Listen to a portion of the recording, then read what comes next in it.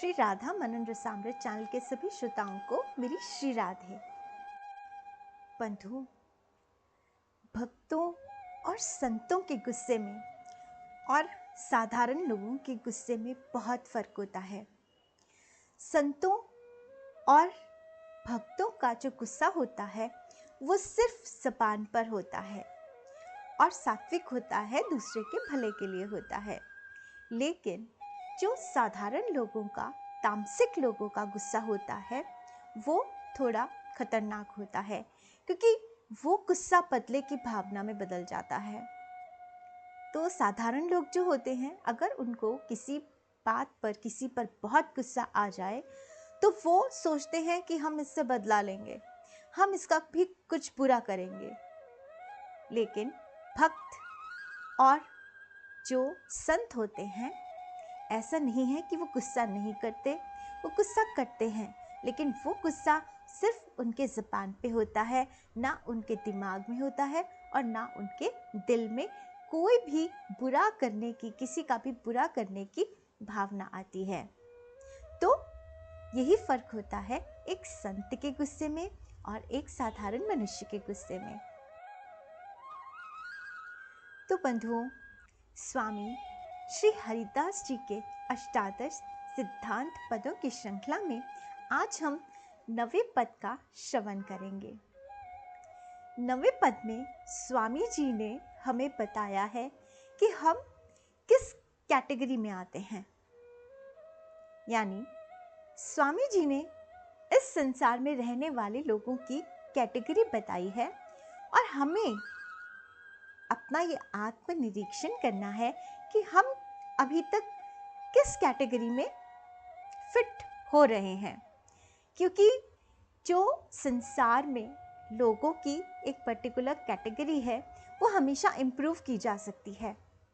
तो स्वामी जी ने जो बात हमें इस पद में समझाई है, उसको आधार लेकर हम अपना आत्मनिरीक्षण करके ये समझ सकते हैं कि हम अभी तक किस कैटेगरी में हैं और अपने आप को अच्छी कैटेगरी में ले जाने के लिए हमें क्या करना है।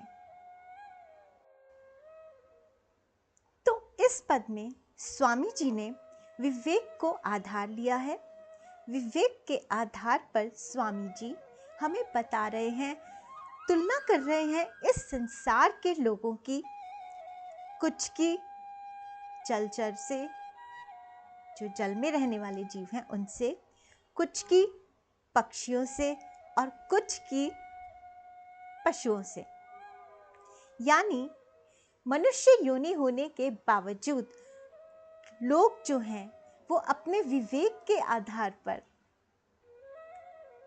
इंसान होने के बावजूद जलचर जीवों की तरह जी रहे हैं, पशुओं की तरह जी रहे हैं या फिर पंछियों की तरह जी रहे हैं। तो आइए देखते हैं कि स्वामी जी क्या कह रहे हैं।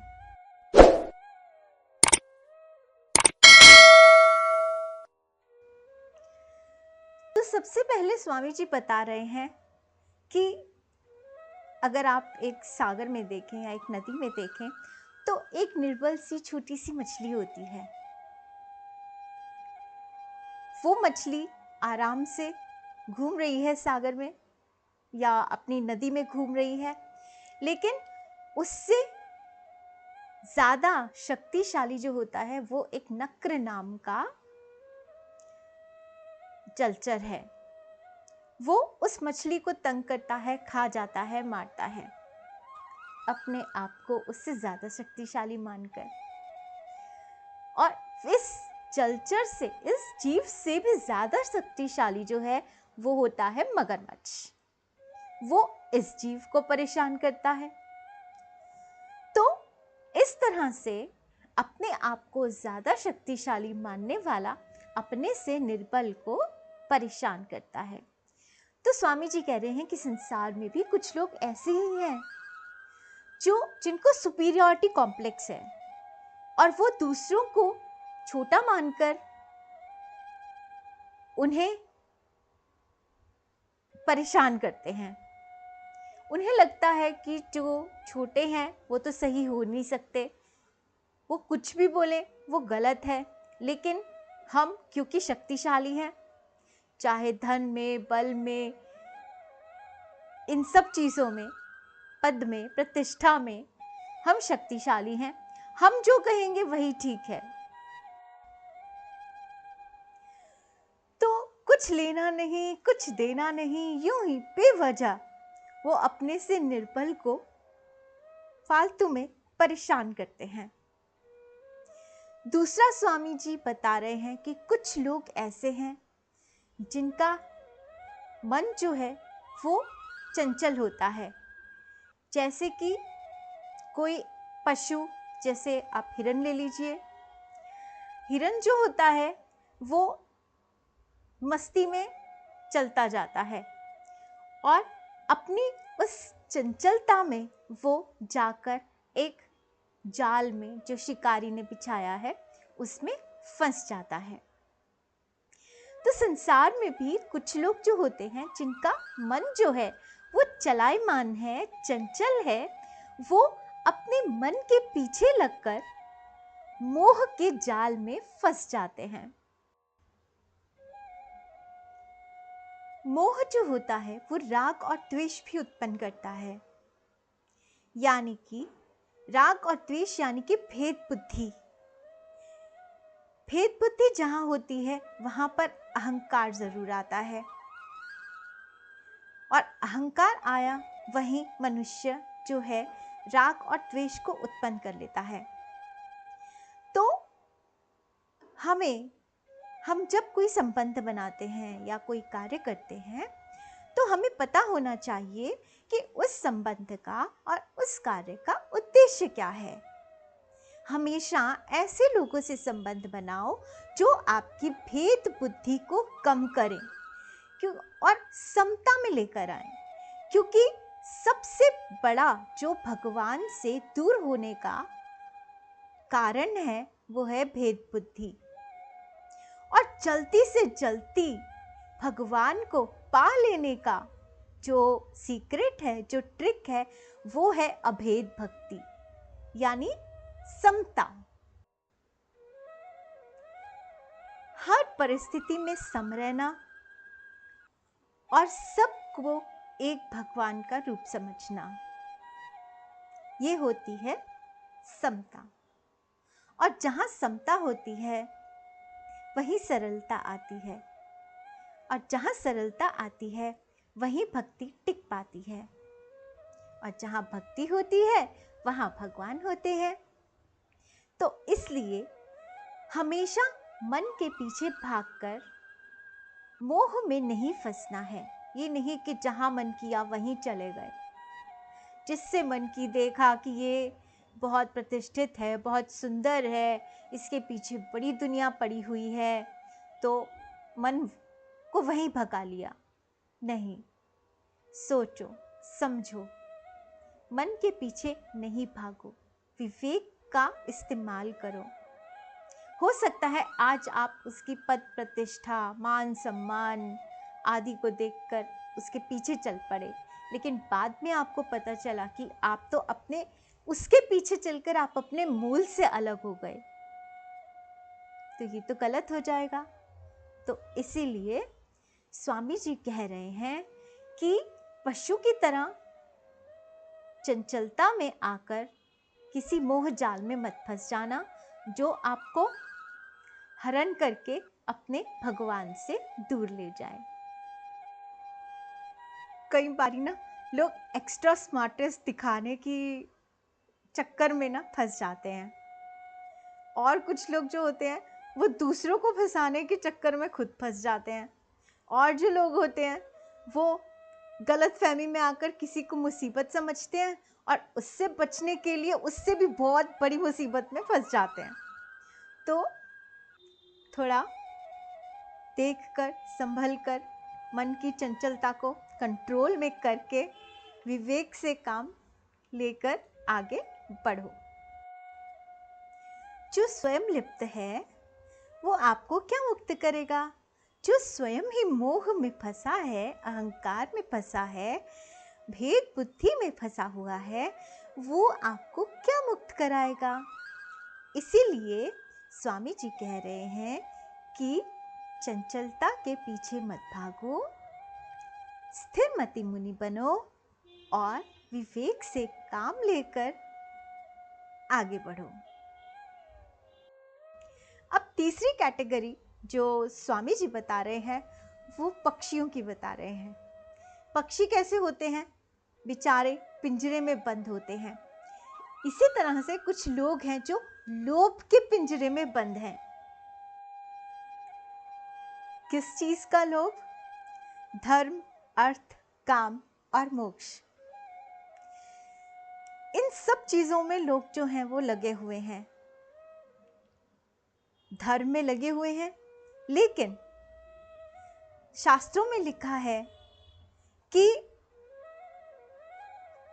धर्म और अर्थ जो है, अर्थ धर्म के लिए इस्तेमाल होना चाहिए। अर्थ जो है वो धर्म कमाने के लिए होता है। लेकिन आज देखो उल्टा हो रहा है। धर्म जो है वो अर्थ कमाने के लिए इस्तेमाल किया जा रहा है। अनेकों अनेक कामनाओं से आज लोग जो हैं वो ग्रसित हो रहे हैं, परमार्थ में लगे हुए हैं लेकिन स्वार्थ के लिए। अब देखो 500 साल पहले स्वामी जी की दृष्टि, ये सब पद जो हैं 500 साल पहले स्वामी जी ने लिख दिए थे, जो आज कितने सटीक सिद्ध हो रहे हैं। 500 साल पहले स्वामी जी ने इन बीमारियों को लिख दिया था और साथ ही साथ इन्हीं बीमारियों का एक इलाज भी उन्होंने, एक दवाई भी उन्होंने इसी पद में बता दी है। उन्होंने कहा है कि आप जितना मर्जी अर्थ, धर्म, काम, मोक्ष को पाने की पाने की कोशिश करते रहो, लेकिन मिलेगा आपको कभी भी ये सब पूरा नहीं।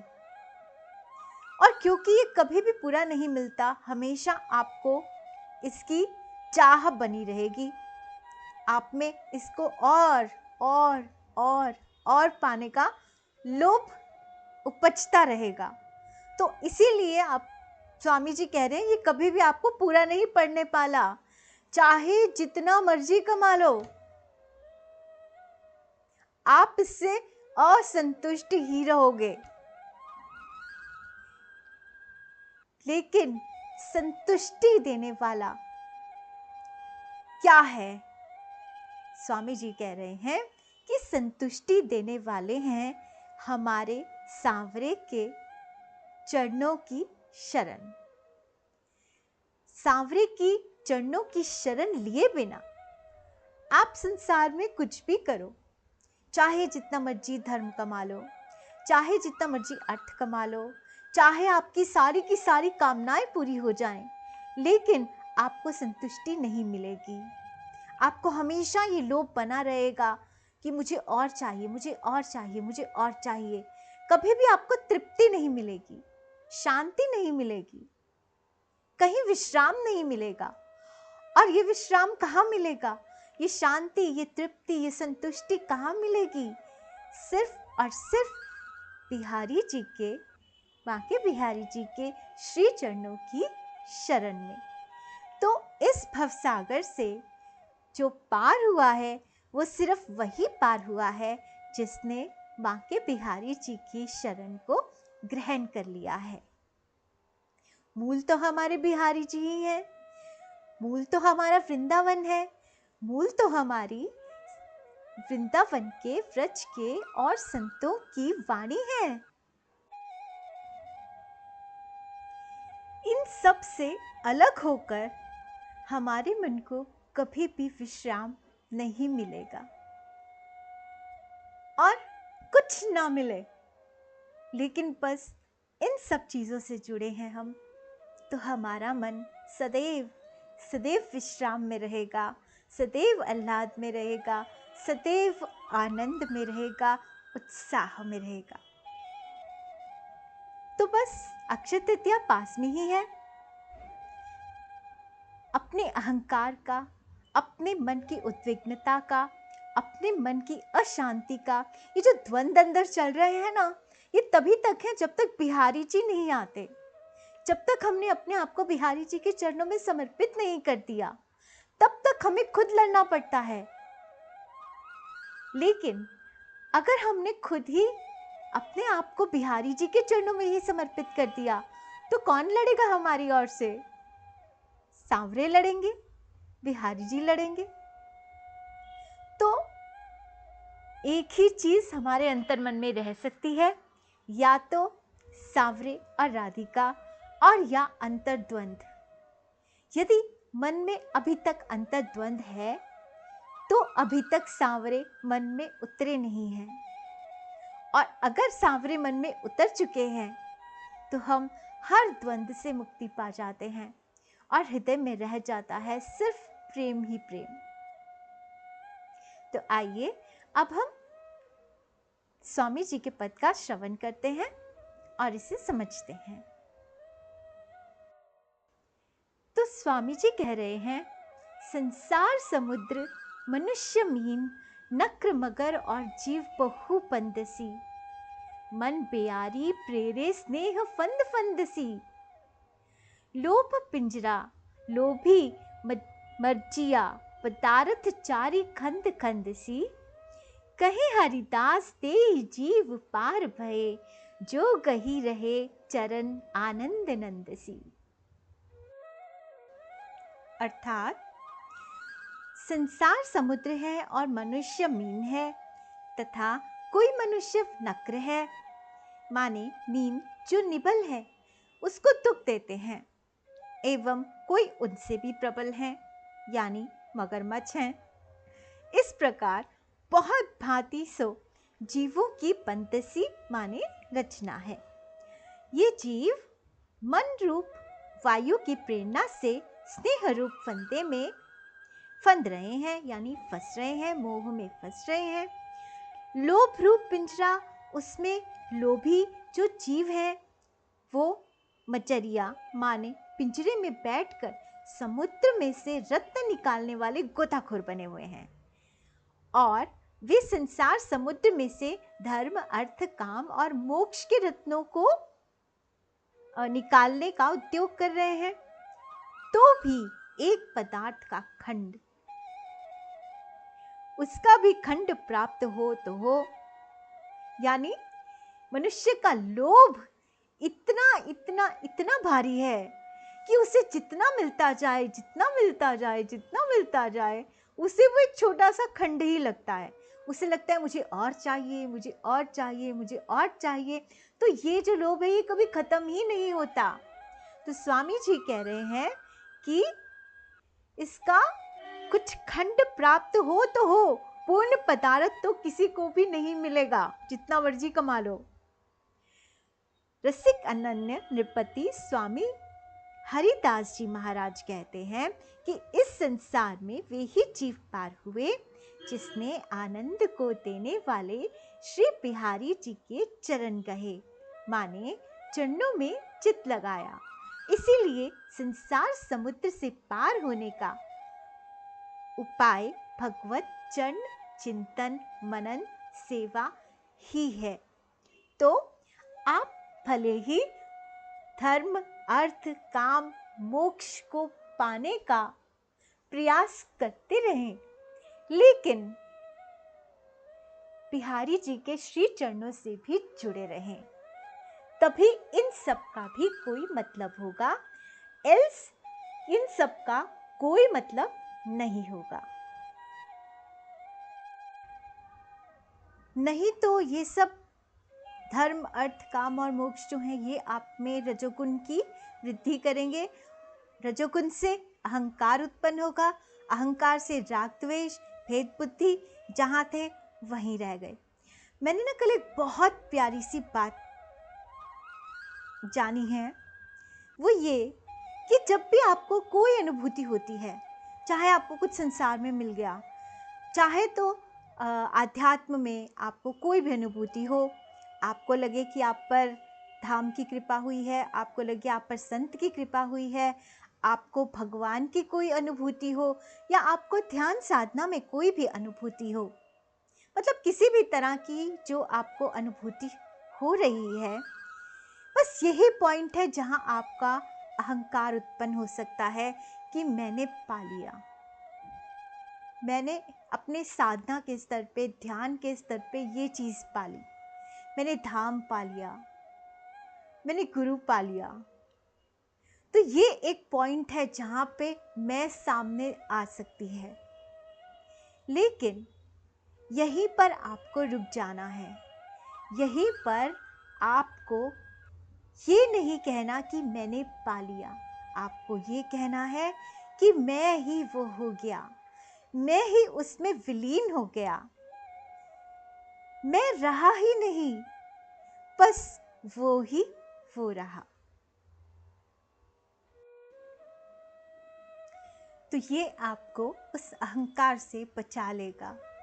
गोपियों के साथ भी तो यही हुआ था, लेकिन फिर गोपियों को क्या कहा गया कि वो कृष्णमयी हो गई थी।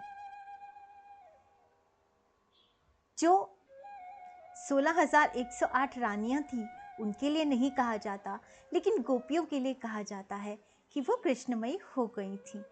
तो इसी प्रकार हमें भी ये मैं को बांके बिहारी जी में विलीन करके उन्हीं का रूप बन जाना है, राधिका में विलीन करके उन्हीं का रूप बन जाना है, अपनी मैं को खत्म करके, ताकि जो अभी है, जो बोल रहा है, जो ये सबको बता रहा है, वो कौन है? वो मैं नहीं, वो स्वयं बांके बिहारी हैं, वो स्वयं राधिका रानी है। तो आगे भी आपको ऐसे ही वीडियोस मिलती रहें जिसमें स्वामी जी के सिद्धांत की व्याख्या आपको सुनने को मिले। तो मेरे चैनल को सब्सक्राइब कीजिए, बेल आइकन को प्रेस कीजिए और कमेंट कीजिए कि आपको कैसा लगा, और इसे औरों से भी शेयर कीजिए ताकि और लोग भी इस पर मनन चिंतन कर सकें। मैं आपसे मिलती हूँ अगले पद की व्याख्या के साथ। तब तक श्री राधे।